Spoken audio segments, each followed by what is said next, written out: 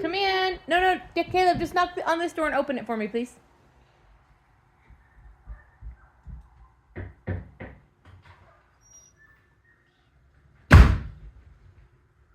Thanks, bud.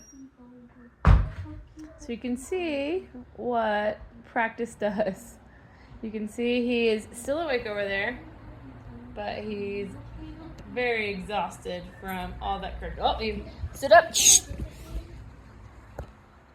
That was much better, huh, Gus? Shh.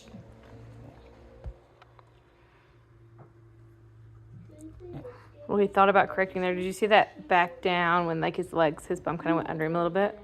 He thought about it, and then he's like, meh. Being stubborn is like totally in his breed realm. So, as you know, because he's not your first, that is totally normal. But I just wanted to show the progress of how hard mentally that was for him to get over someone knocking on the door, opening it.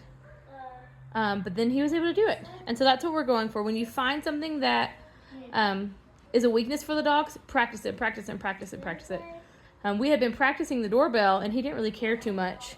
But we hadn't been knocking on this door and opening this door because no one comes to this door. So I'm glad we found that trigger today so we could work through that, and you saw how great that was. So anytime you find something that is a weakness, it can become a strength for them.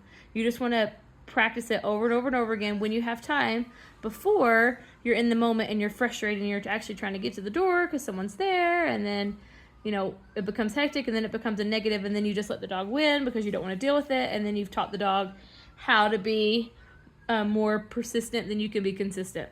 So make sure you practice these things when you have time, so that way when you don't have time, you're able just to implement them.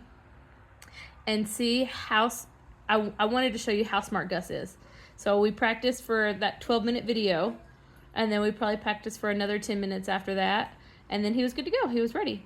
Now that doesn't mean tomorrow if I knocked on the door he'd be good to go. We'd want to practice it again tomorrow and just practice until he's good and then move on. And then after a few days of that, then he'll just be good at it. But it's about being consistent and making sure you practice through those things when you have time. I also wanted to point out this